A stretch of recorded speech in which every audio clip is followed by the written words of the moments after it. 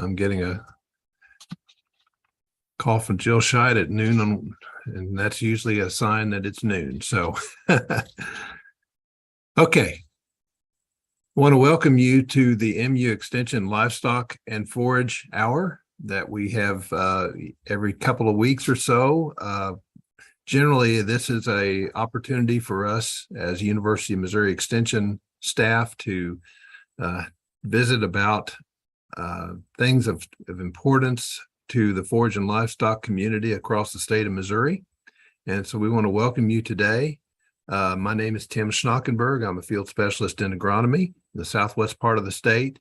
Our co-host today is Craig Roberts, who is our Plant Science and Technology Education Director and State Forage Specialist out of Columbia.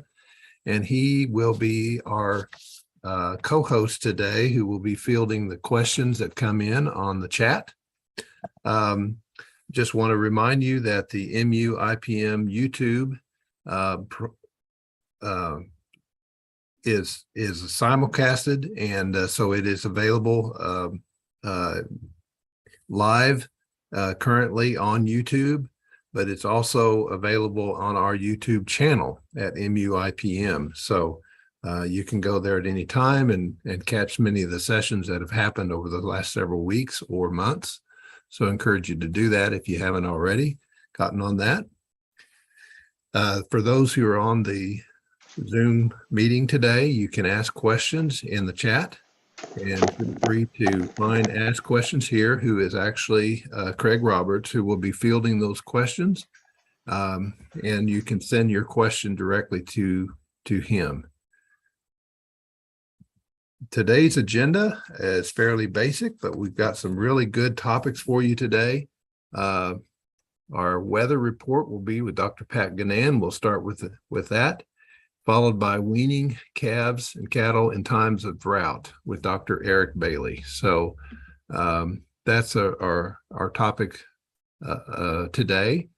I'm going to turn it over to Pat Gannan at this point, our extension climatologist, and he will be talking a little bit about our current weather scenarios.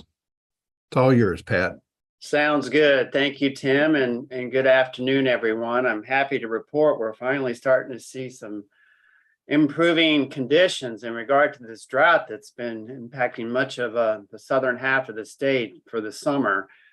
On the left is the latest drought monitor, or not the latest, but the one from last week, the last week's drought monitor map. And then on the right is the one that just came out this morning. So it's fairly evident we are seeing improving conditions of drought, especially across the southern half of the state. This morning's map, we saw a significant reduction in the D2 or severe drought category to much more now of a D1 or moderate condition you see here in quite a bit of southwest Missouri.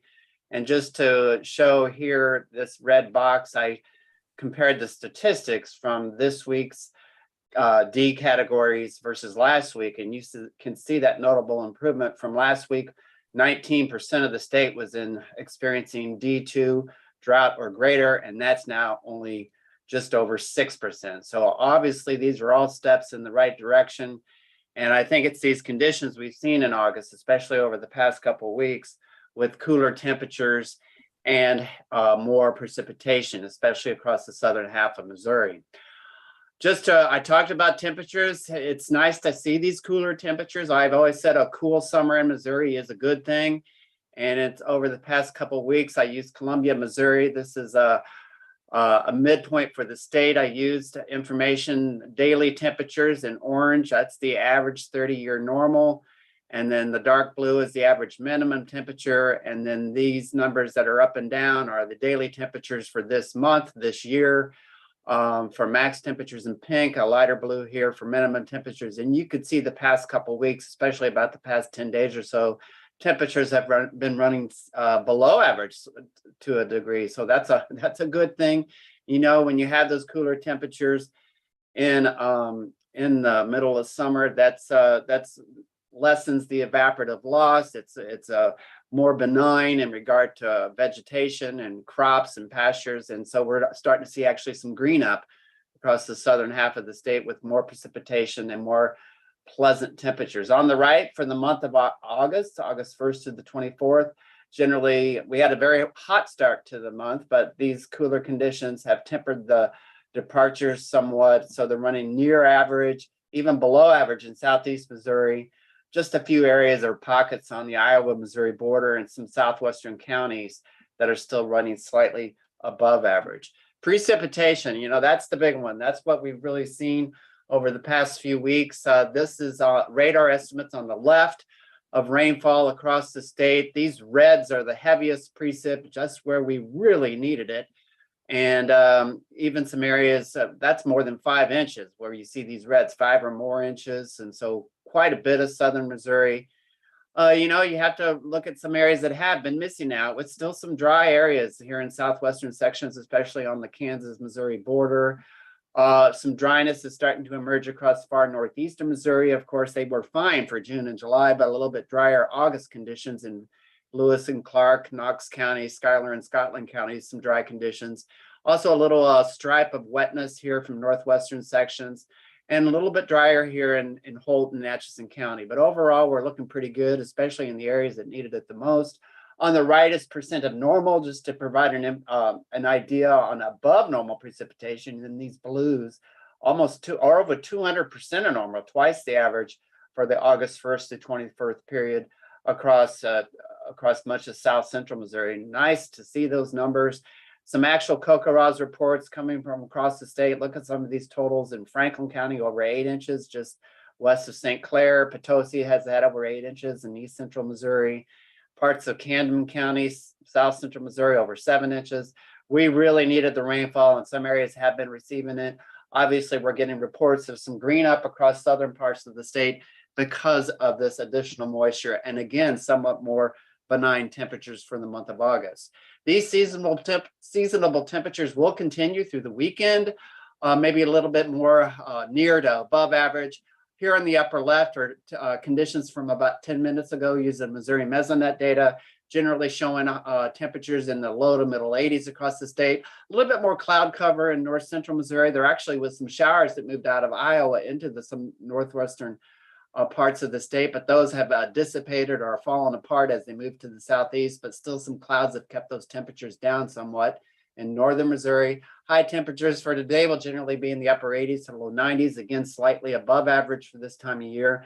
That there is a weak cold front across northern Missouri that could trigger some scattered chances of showers and thunderstorms. The best chances for rainfall will be across far northeast Missouri, where they actually need it. It's been dry, of course, this month, as I talked about earlier.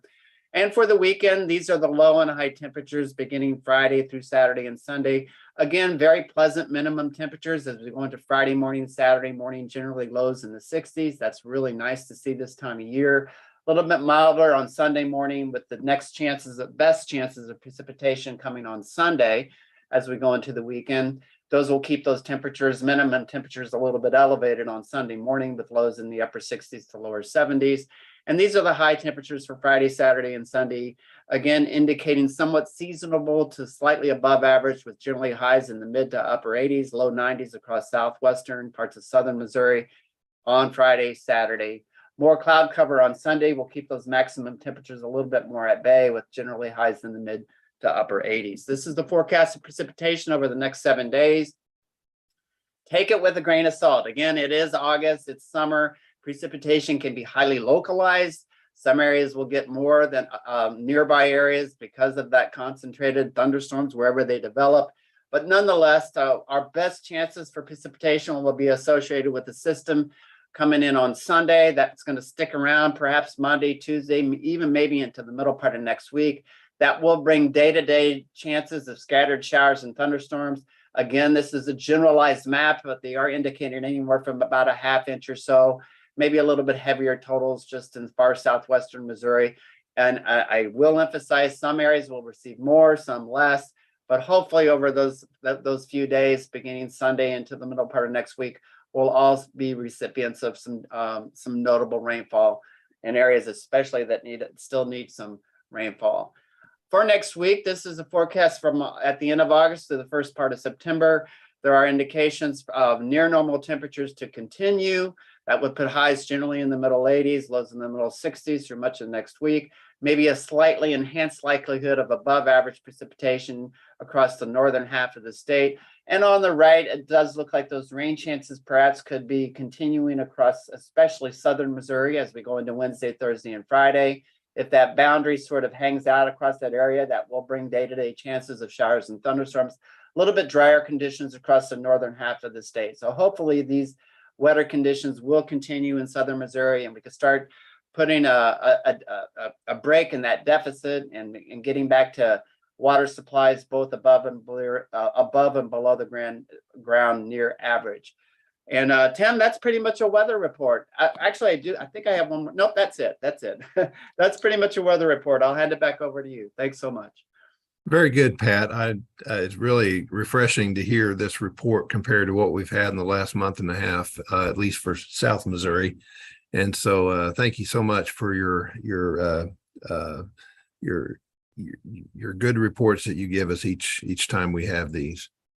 Okay, I'm going to turn it over to Eric Bailey. Eric, would you like to pull up your screen? Eric Bailey, Dr. Bailey is our state beef nutrition specialist, and his topic today is early weaning of beef calves. And Thanks, Tim. Certainly related to the effects of the drought that we've had. Well, thank you for that introduction, Tim, and good afternoon, everybody. I wish we were having this conversation under a little bit better forage conditions, but certainly, you know, we've had a perfect storm of high fertilizer prices and reduced fertilization of pastures, leading to lesser hay yields, and then couple that with drought-like conditions that we've seen across much of the southern half of the state over the summers, really got folks eating into their winter hay supply already. And because of that, because folks have been feeding hay for a few weeks to a month or so already, we've got some concerns about, you know, how we're gonna make that hay last through the winter. Now, the term early weaning is a term that tends to be used rather loosely across the beef industry. You know, a calf is normally weaned somewhere in the neighborhood of 7 to 8 months of age, and you know, what is early weaning, and is there any potential benefit from an economic perspective, from a performance perspective, from a health perspective? Really, I like to think about early weaning in sort of two categories. There would be weaning before the start of the breeding season. So that's weaning a calf typically before they're 90 days of age, and that's something that we would only recommend in the most extreme of drought conditions, because you know those wet navel calves are going to be they're going to require a lot of management, and it's going to be quite different than management that y'all might be accustomed to. The early weaning that I'm going to be referring to today, that we're going to discuss, is weaning essentially during the breeding season, when the calves are somewhere in the neighborhood of 90 to 160 days of age. So, like I said, you know, the drought conditions have been what's really driven this bus in terms of us going down this direction of asking these questions, whether we should be feeding hay now, or conserving hay, or making some kind of plan. And you know, unfortunately, this drought is quite a bit different than the 2018 drought. It really is more akin to the 2012 drought in one crucial aspect.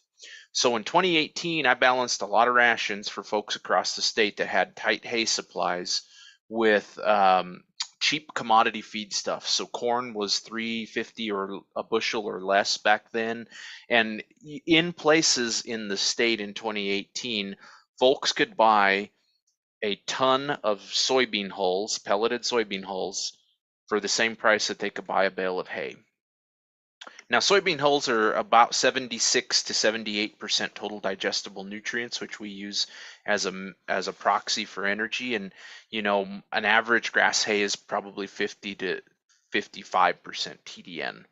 We could buy a lot more calories through soy hulls in 2018 than we could trucking hay in from a long distance, or trying to use some sort of whatever was on the market, CRP hay, 2-3-year-old hay, it was a pretty easy decision to think about trying to feed as little hay as possible and then backfilling those calories that the cow needs to with soy hulls. And in 2022, unfortunately, the price of corn has doubled since 2018, and unfortunately the price of all our other commodity feedstuffs are tied directly to the price of corn. And there's not quite as many good options out there this year for feed alternatives. And so it's while the drought monitor map doesn't maybe look as severe as it did in 18 or even in 12, we're still in a situation where the feeder calf market is strong, prices are good, even the cull cow market is strong right now, but our input costs have risen at a rate that is similar to perhaps greater than the increase in the revenue that we're generating off our farms. I just want to remind everybody that tall fescue is a cool season perennial grass that has two growth periods throughout the year, a spring growth period and a fall growth. Typically, the spring growth, we produce more than what we need to feed our cows, and so we harvest that excess forage and store it for times when we need it. And typically, we can get along through that summer slump, and then we'll feed that stored forage during the winter months when we essentially have little to no fescue growth. We're already eating into some of that forage that we stored earlier. We might have, at least on individual farms who made the decision to reduce or not fertilize due to the dramatic price escalation of fertilizer, that peak might be smaller for a lot of farms this year than it was in normal years. And then you couple that with the drought, and now we've got folks that are already feeding hay, and even though temperature has definitely moderated and we've seen some precipitation, and there's still a lot of questions coming into my office and to extension field faculty offices across the state about what the fall growth rate is going to be on that tall fescue. And when we run into a situation like this where we are out of balance in terms of feed availability and feed requirements, we start to ask some questions about a strategic destocking plan for farms, for beef cattle operations across the state. Now, this data is not from Missouri. It's actually from warm season pastures I believe this was in Nebraska. But I want to point out to you all that when we're putting cow-calf pairs on a forage that's inadequate to meet the nutrient requirements of that cow is going to prioritize the production of milk with whatever calories you provide her to the detriment of her weight and her body condition score. And so, you think about warm season pastures, they don't have that fall regrowth. They have a large peak in the early summer and it tapers off.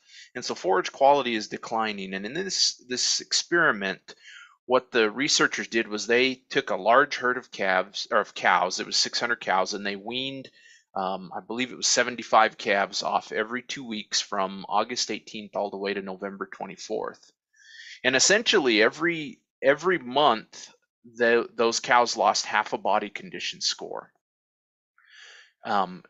because they were on declining quality forage. Now it was adequate. Their forage intake was not limited, but still we were essentially trading weight off of the cow's back and putting it into the calf. And so, a big why for we're having this discussion today, in my opinion, is essentially, considering the idea of weaning calves earlier than we're accustomed to, these winter-born calves, or spring-born as most might call them, weaning them early to spare some body condition score on cows. The reason that we might do that is that if you look at the nutrient requirements of a beef cow, when we wean calves off of the cow and they stop lactating, their nutrient requirements drop by roughly 40% when the calves are weaned off the cows. Now, to put that in a more practical way that you all could think about it, every 2.5 days that a calf is weaned off of a cow saves a day's worth of feed for that cow. And in doing so, we have a better opportunity to manage body condition score. And so body condition score, you remember, is a subjective assessment of the amount of muscle and fat that a beef cow carries. We typically will put it on a 1 to 9 scale, and it's just a visual observation. It's a tool that allows us to make an estimate of condition, nutritional conditions for cattle, and how their body condition score changes over time. We do it on a 1 to 9 scale, and it's really important that we manage cows so that they have an adequate body condition score going into calving. We define an adequate body condition score as somewhere at a minimum of 5, but ideally we've got the herd sort of between 5 and 6 on our scale.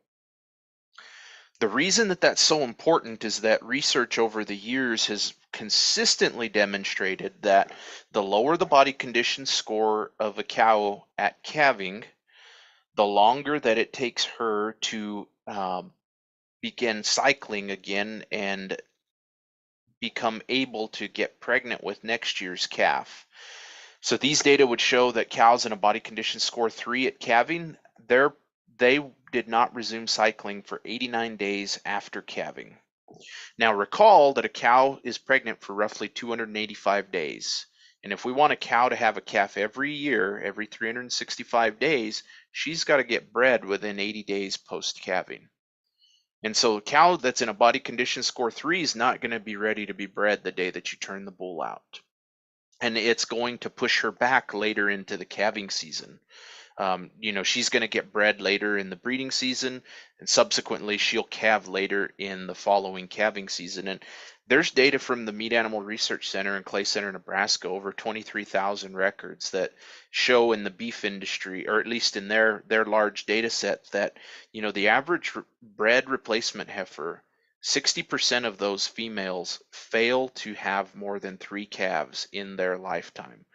And so I think we overestimate at times the longevity of some of our cows, and quite frankly, how some of our management impacts the longevity of those cows. It's not just purely a genetic component. It's not purely just an environmental component, but it's management.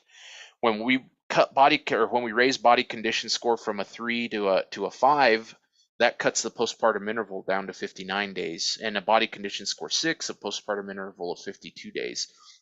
And essentially a heat cycle, an estrus cycle in a beef cow lasts 21 days on average. And so roughly we're allowing those cows to cycle once before they have to get pregnant to stay on that 365-day calving interval. I can't stress enough how important body condition score management is to the long-term success of the reproductive program in your beef herd. Now, I want to look at some data from out west that was collected a number of years ago and presented by Trey Patterson at the Range Beef Cow Symposium. It is the relationship between weight and condition score change in beef cows and in their calves. Okay, so they did this at 3 locations over 2 years. The research station near Buffalo, South Dakota, Dickinson, North Dakota, and Laramie, Wyoming. These were March and April born calves from research herds that over a 2-year period were weaned at either the average weaning age was 140 days of age. That would be our early that you see across the top there. This would have been in mid-August, or at approximately 215 days of age, the normal calves in these in the table. That would have been roughly early November. It's about a 75-day difference between the two. Now, the cows that had calves weaned early gained 15 pounds of weight between the mid-August and early November at NDSU. The cows at SDSU gained 33 pounds between the normal and early weaning. Cows at Wyoming gained 117 pounds. The cows that had calves that raised a calf all the way to November lost 137 pounds at NDSU. They lost 46 pounds at SDSU, and they gained 26 pounds at the University of Wyoming. And the body condition score change roughly mirrored what we saw in terms of weight, where there was about a 1.4 body condition score difference between the early and normal weaned cows at NDSU. There was roughly a half a body condition score difference between the early and normal weaned cows at SDSU, and there was roughly a 0.7 body condition score change between those cows at Wyoming. Now, nothing in life is free. We're learning that every day. Weaning calves early is definitely going to reduce the weight at which those calves are weaned. And right now, with feeder calf prices so strong, with calves of that weight class bringing over $2 a pound, this is not a decision to be made lightly. And the question becomes, well, how much weight am I going to be giving up if I do that? Now, rather than go through all of these numbers, I'm just gonna average it out for y'all. So the calves on average across the 3 locations were 144 pounds heavier in November versus August, roughly a 75-day difference. And so those calves gained 1.9 pounds per day on these cows, and forage conditions were adequate across this experiment, so they weren't droughed out.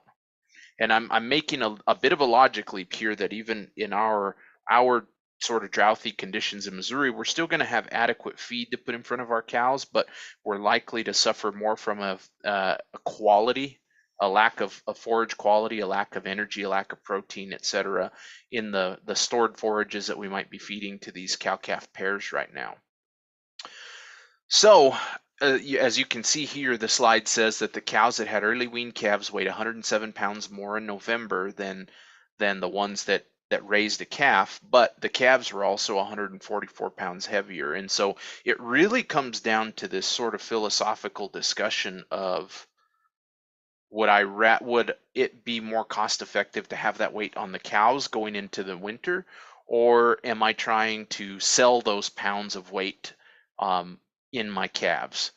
If you're a cow herd that your cows stay town dog fat most of the year, whether that's because of your forage base, your management system, the fact that you can't help but provide some welfare to those cows and are supplementing regularly, it's okay for a cow to lose a body condition score going into winter, so long as if she was a 6 or a 7, taking her back to a 5 or a 6 going into winter is not the end of the world. I'm not afraid to give it up. The herds that I want to speak to with this data and have a conversation about it are the cows that are already in marginal condition. If there's some 4s in your herd right now, and the average body condition score of your herd is somewhere between 4 and 5, do we want to give up another body condition score before going into winter when we know that forage quality is going to be limited? And if things don't turn around and we don't produce lots of good quality stockpiled tall fescue, we might be really setting those cows up for a challenge in going into the next calving season in inadequate body condition. And again, I'm speaking to the winter/spring calving herds right now.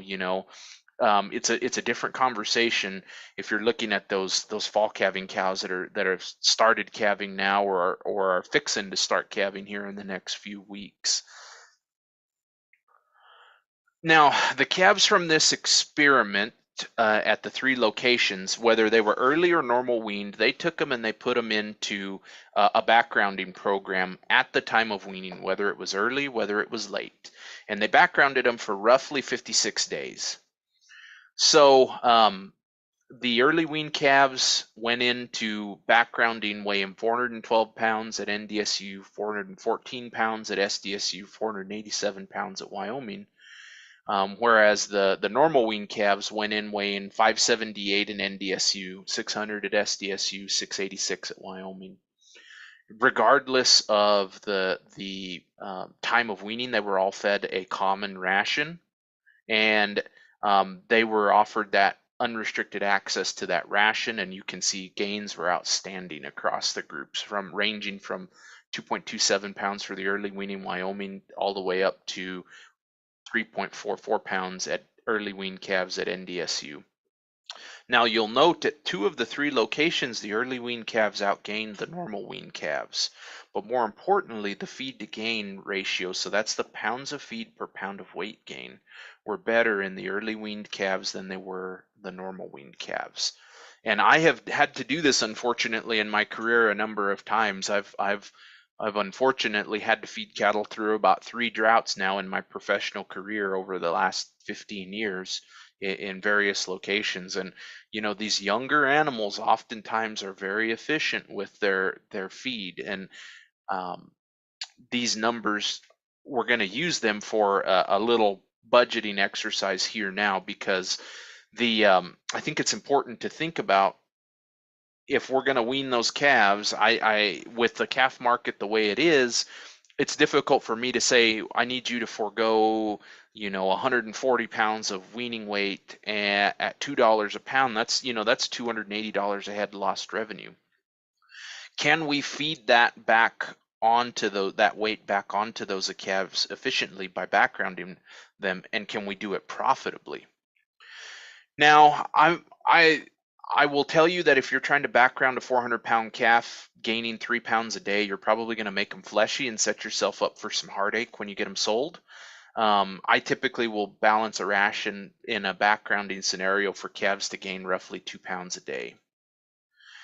I took the highest feed to gain among the early weaned calves, which was 5.9. I rounded it up to 6 for easy math, and I said, okay, so we're going to build a ration that early weaned calves are going to gain 2 pounds a day.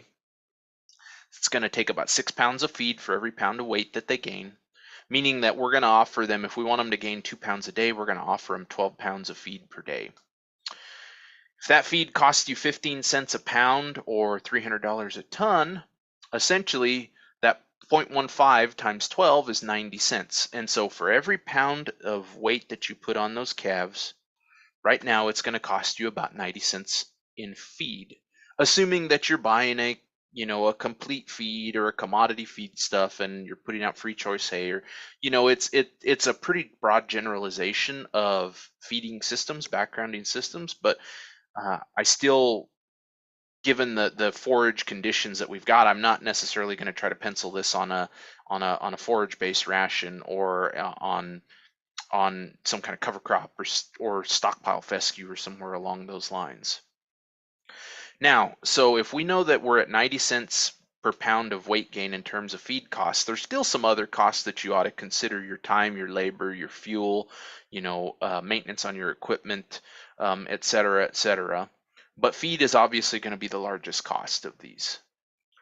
So now let's compare that to what the market would pay you for putting those pounds of weight on those calves. And to do that, I like to look at the Missouri Department of Agriculture's weekly feeder cattle weighted average report. And so they publish this at agmarketnews.mo.gov/summaries every week. You can get on there and look. You can also even look at individual barns and look at individual regions of the state to see what calves are bringing. For this little exercise, what I'd like to do is I'd like to focus on medium-large number 1 steers. And I'm going to say, hey, we've got the opportunity to sell 424-pound steers today for $2.12 a pound. Or we can background them for 60 days and 60 to 90 days and put 200 pounds on them. And those calves are bringing $1.95 a pound today. So to do a value of gain calculation, you multiply the weight times the price in both cases, the what they are now and what you think they're going to be. A 4-weight calf today is bringing roughly $900. A 6-weight calf is bringing $1,220. The difference between those two values, the $1,223 minus the $899, is $323.83 in value for 201 pounds of weight gain. That means that the market today is paying you $1.61 for every pound of weight that you're putting on calves. And so there's pretty strong incentive right now to put weight back on these calves. And certainly, again, if you've got cows that are in good body condition score currently, it probably is more economically efficient for you to go ahead and just leave those calves on the cows. Again, I'm kind of targeting these cows that are maybe our average body condition score across the herd is 4 to 4 to 5, and we're in marginal body conditions already.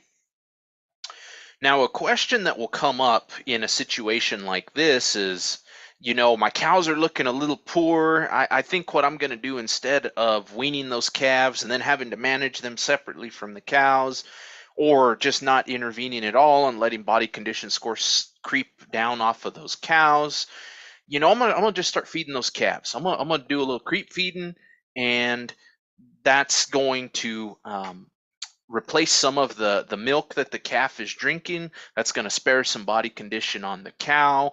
That's going to put some additional weight on the calves. It's going to be kind of a win-win deal. Unfortunately, the data do not support the idea that the creep feeding is the answer for marginal feed conditions like this.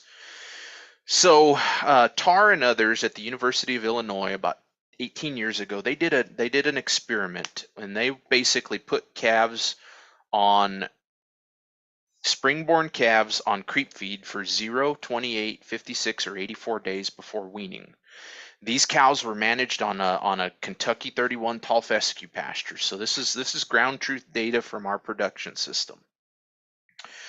You'll notice that if cows, so this is the cow measures, we got body weight change.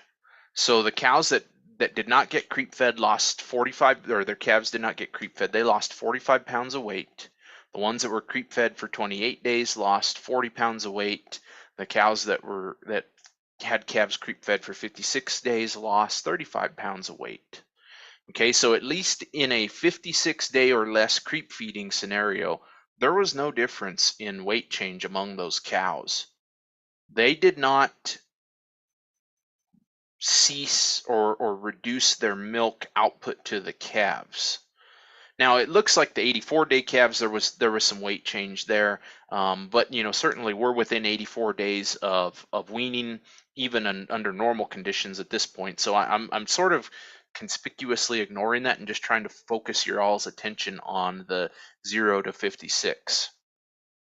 Now, why did that happen? Why did the provision of creep feed to the calves not reduce the nutritional burden on the cows? So these researchers also went in and they took a subset of these pairs out of the group, and they fed them separately. And they fed them in a way so that they could measure the forage intake, the creep feed intake, and the milk intake by the calves. And this was no small feat. There's a reason that this study has not been done over and over again. This is a difficult task to do. Now, these calves were fed a little differently. They were all creep fed for 56 days, but they were offering differing amounts of creep feed each day. And what you'll notice, I want to point out the important relationship here, is I'm going to skip down to the bottom. Look at the milk intake. So all of these units are in pounds per day. Milk intake for calves that were not provided creep feed, they consumed 21.1 pounds of milk per day. Calves that were provided the high level of creep feed, which was roughly 4 pounds of supplement of creep feed per day, they consumed 20 pounds of milk. There was no difference in milk intake, regardless of the amount of creep feed that was offered. So what happened instead? As the creep feed increased, the calves consumed less forage, okay? And so you think about a calf on pasture, 150-day-old calf, 120, 150-day-old calf, they're grazing. There's no doubt that they're out there grazing, and they're learning how to forage. When we provide creep feed, all we're doing essentially is, at least, under the conditions of this experiment, and I would say that, my experience would bear the same thing out. We're substituting creep feed for forage, not creep feed for milk. Thus, it's pretty logical to conclude that creep feeding is not going to save condition on these cows. Now, that being said, at the same time, creep feeding the decision to creep feed comes down to the efficiency of the utilization of that creep feed. A lot of folks will tell you that those calves will be really efficient and that it won't take very many pounds of creep feed to get a pound of weight gain. But my experience is that I typically will see creep feed conversion rates, 8 pounds of creep feed per pound of additional weight gain, 10 pounds. It just seems like it really doesn't pencil when you go to apply it in the field. So I want to switch gears, and I just want to finish up talking here real briefly about some practical tips to get these early wean calves, off the ground and on the right foot successfully. These calves will be equally as healthy as a normal weaned calf or calf weaned at normal ages, as long as your management is solid. I did a study for part of my PhD work where in the middle of the 2012 drought in Kansas, we had to early wean calves at 100 days, or we normal wean calves at 200 days of age. We actually had less morbidity in the calves that we early weaned than we did in the calves that we weaned at normal ages. Now, understand that in this case, there were 0 deads in either treatment. There was 435 calves on this experiment. We had a 5% morbidity among rate, that's the number of calves that we had to treat for illness among the early wean calves, and it was an 8.5% rate of morbidity in the normal wean calves. So these were healthy calves all in all. One of the best things that you can do for a calf, at least in terms of weaning, is to spread stressful events out over time. And so, the dogma would be that if we needed to get calves up and work them, we might as well just, castrate them, give them 2 rounds of shots, separate them from their mom, haul them somewhere else. But each one of those events within itself is a stressful event. And so anything that we can do to spread those stressful events out over time will improve our chances of those calves getting through the weaning period without, adverse health events. Bringing the calves up and giving them shots 2 weeks before you wean them, and then doing your booster at weaning. Castrating the male calves earlier in the year and not coinciding castration with weaning. Weaning them and preconditioning them on your farm before they get hauled to the sale barn or hauled a long distance is important. If these calves are new to a dry lot type system, as most are, we don't raise a lot of cow-calf pairs in confinement in Missouri, understanding that these calves are not maybe new to eating feed out of a bunk, using a ball waterer, training calves to your system if you're going to background them is important. Know what your cost of gain and your value of gains are going to be. I've showed you some pretty general examples, but certainly not everybody's paying the same price for feed, and not everybody's going to sell in the same market. If the value of gain is well above the cost of gain, then backgrounding them is probably going to be a pretty profitable endeavor. But if the cost of gain and the value of gain are close, that is not near the winning proposition that it could be or should be. So I'm going to just show you all here real briefly a couple of good ways to adapt these calves to feeding pens. So we got a ball waterer in blue at the top. We got a feed bunk with forage in it at the front. Always start these cattle off with forage in the bunk if they've never had any experience. Putting some forage in the bunk is something similar to what they've eaten previously. I have a lot of concerns about putting calves in a pen and getting them on a ball waterer if they've been drinking water out of a pond or an open top stock tank or a creek. That can be a big change. And unfortunately, I hate to admit that I've worked a couple of cases since I've been at MU where folks bring calves in and to wean them, they've got ball waterers. It's a different style. They got to learn to push that ball down, and they just don't adapt to it, and they get heat stressed. One of the things that you can do to help get them to overcome it is to put an open top water tank in the pen for the first few days. Another thing that cattle do quite often is that they pace around in the pens quite a bit. And they may not stop at that bunk. I like to put a portable bunk perpendicular in the pen and put feed in it to get them to try and break that circling, that flow up, and maybe stick their head in and eat eat a little bit of that feed. Okay. The other thing that I like to do is maybe to run to intentionally overflow the water for a day or two. Calves will hear that. They'll become accustomed pretty quickly to that sound, and they'll be curious. They'll sniff around. They will associate those waterers with getting water quickly. You just need to give them a chance to adapt and have a backup plan so that you don't want them to learn by getting really thirsty. So, I say all of this, and I as a nutritionist, I should be up here balancing rations for y'all and wowing you with spreadsheets and science. But to me, the husbandry part of weaning calves is as important, if not more important, than the ration that you put in front of them. I'll go so far as to say that. When it comes to the nutrition, high quality feed is important. If you're going to do a supplement plus free choice hay, if you're not feeding them 1% of their body weight per day in supplement, you're probably wasting your time, unless your forage quality is very good. Now, when we wean calves early, we really want to focus on crude protein because they're so young. They're not putting a lot of fat on at that time in their life. They're putting a lot of muscle and frame on. We want them to have a ration that's got at least 14% crude protein in front of them. Now, a simple route would be to use a branded starter feed. If I was doing this with light calves, I might be 50% corn, 50% distiller's grains. That works out to be roughly 18% crude protein, but I know that I'm gonna give some of that up in the hay, that crude protein, so it's gonna balance out. When it comes to silage or fermented feeds, baleage, corn silage, etc., I'm not afraid to feed it to light calves, like a lot of folks might not recommend. But I'll tell you what, if I've got a lot of mold or if my silage quality is not great, I'm probably going to stay away. If it's good silage, they'll learn to eat it pretty quickly. The only thing that silage lacks, it's not energy, it's protein.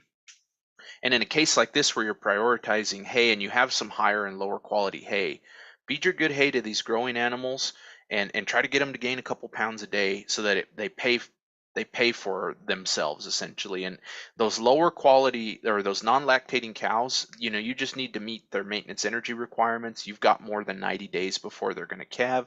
They're the ones that can afford to consume that lower quality hay. So that's about all I've got.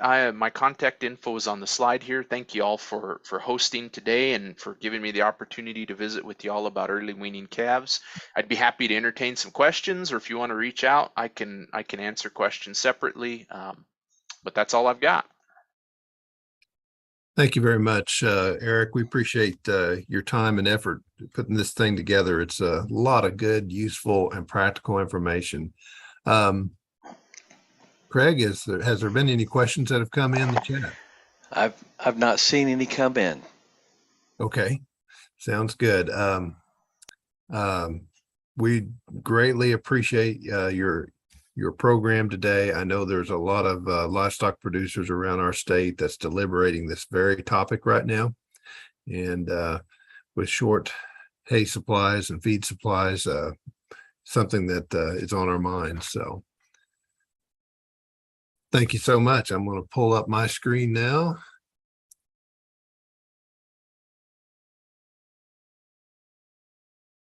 And there we go.